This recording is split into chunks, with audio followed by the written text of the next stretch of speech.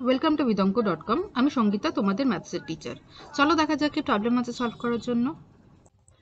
বছরের প্রথমে অরুণ ও অজয় যথাক্রমে 24,000 টাকা ও 30,000 টাকা দিয়ে যৌথভাবে ব্যবসা শুরু করেন, কিন্তু কয়েক মাস পরে অরুণ আরও 12,000 টাকা ওই ব্যবসায় মূলধন দেন।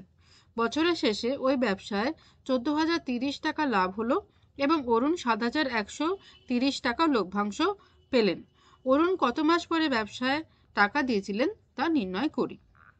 তো আমরা ধরে নিই যে অরুণ হচ্ছে এক্স মাস পরে ব্যবসায় আবার টাকা দিয়েছিলেন। ঠিক আছে, ধরি অরুণ এক্স মাস পরে পুনরায় টাকা দিয়েছিলেন। ঠিক আছে, তাহলে অরুণের ক্ষেত্রে কি হচ্ছে, ও প্রথমে 24,000 টাকা দিয়েছিলেন, তাহলে 24,000 টাকা প্রথমে এক্স মাসের জন্য খাটলো, দিয়ে পরে বাকি যে 12 মাইনাস এক্স মাসে সেটা হচ্ছে 24,000-এর সাথে আরও 12,000 যোগ হলো, মানে 36,000 টাকা খাটলো। ঠিক আছে, তাহলে অরুণের ক্ষেত্রে প্রথম এক্স মাসের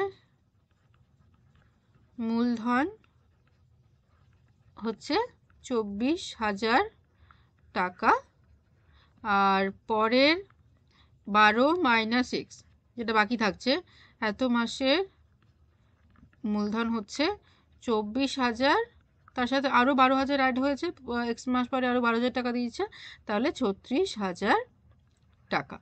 তাহলে অরুণের যে এত টাকা, সেই টাকা এই যে লভ্যাংশটা পেলো এক বছর পরে, সেই লভ্যাংশের যে পরিমাণটা 7,130 টাকা, সেটা যদি ও এক মাসে পেতে চায়, তাহলে ওকে কত মূলধন দিতে হবে? ওকে মূলধন দিতে হবে, এক মাসের মূলধন তাহলে হবে 24,000 এক্স প্লাস এই 12 মাইনাস এক্স ইন্টু 36,000। ঠিক আছে, আচ্ছা তাহলে এটা যোগ করে ফেলে একটা সিম্পল ক্যালকুলেশন এখানে করে নিই। তাহলে 24,000 এক্স হচ্ছে, আর 12কে আমাদের 36 দিয়ে গুণ করতে হবে, তাহলে হচ্ছে এখানে 432, 432 তিনটে শূন্য, আর এটা হবে 36 তিনটে শূন্য এক্স। ঠিক আছে, তাহলে হচ্ছে এটা 432 তিনটে শূন্য মাইনাস 12,000 এক্স, এটা হচ্ছে অরুণের এক মাসের মূলধন। আচ্ছা, এবারে অজয়ের ক্ষেত্রে কি, অজয় প্রথমে যে 30,000 টাকা দিয়েছিল সেটাই কিন্তু ও পুরো এক বছর কন্টিনিউ করেছে। তাহলে অজয়ের, এটা হলো অরুণের, আমি লিখি এখানে অরুণের এক মাসের, অজয়ের এক মাসের কত হবে? অজয় যে লভ্যাংশটা পেয়েছে সেটা যদি ওকে এক মাসে পেতে চায়, তো তাহলে ওকে কত মূলধন দিতে হবে?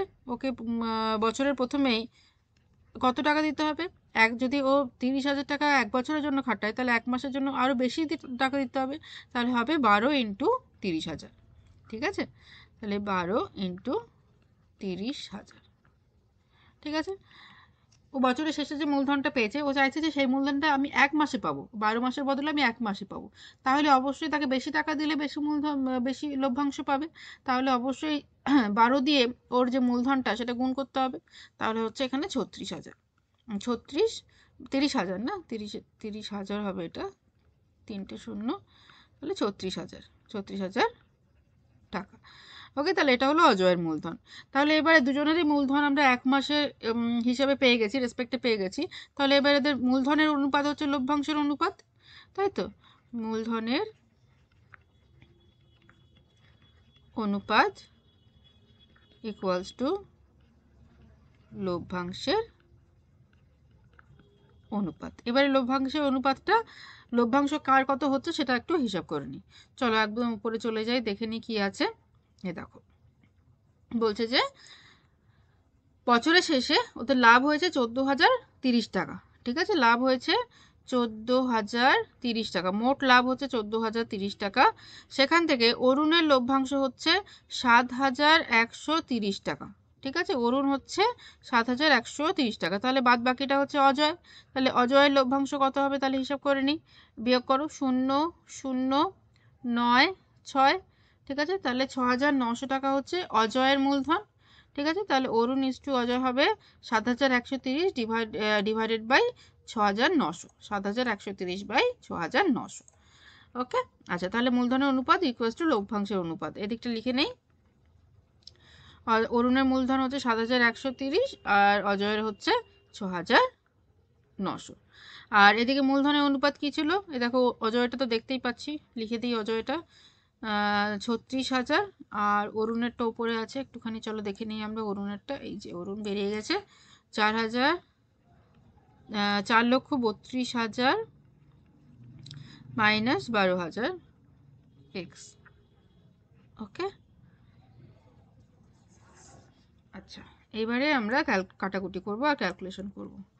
আচ্ছা এখানে দেখো আমরা যদি ওপর নিচ থেকে 1000 কমন নিয়ে নিই তাহলে থাকছে 432 মাইনাস 12 এক্স, আর নিচে থাকছে আমাদের এখানে আরেকটা শূন্য আসবে, চলো আমরা দেখে নিই।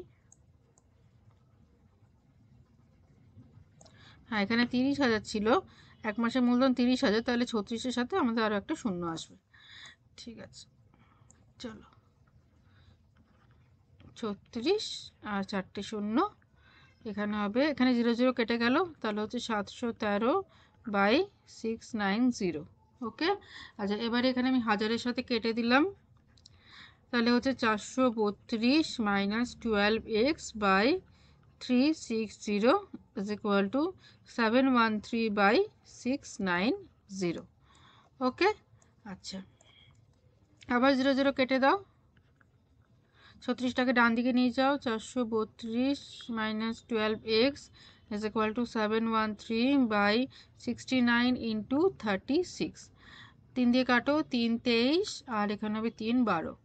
আচ্ছা এবারে 23কে যদি ভাগ করো, 713কে যদি 23 দিয়ে ভাগ করো তাহলে আসবে 31। ওকে, তাহলে 432 minus 12x is equal to 31 into 12, 31 into 12 করলে হবে 372। Okay, so 732 minus 372 is equal to 12x, বিয়োগ করলে আসবে 60, 60 is equal to 12x, therefore x is equal to 60 divided by 12, that is equal to 5। তাহলে কি হলো, x আমরা ধরেছিলাম হচ্ছে ক মাস পরে ও আবার পুনরায় টাকা দেবে, তাহলে কি হচ্ছে অরুণ 5 মাস পরে পুনরায় ব্যবসায় টাকা দেবেন। অরুণ 5 মাস পরে পুনরায় টাকা দেন। ওকে, তো এটাই হলো আমাদের answer. Thank you for watching bidanko.com। অঙ্কের আরও প্রবলেম এবং সলিউশনের জন্য আমাদের ওয়েবসাইট অবশ্যই ব্রাউজ করো।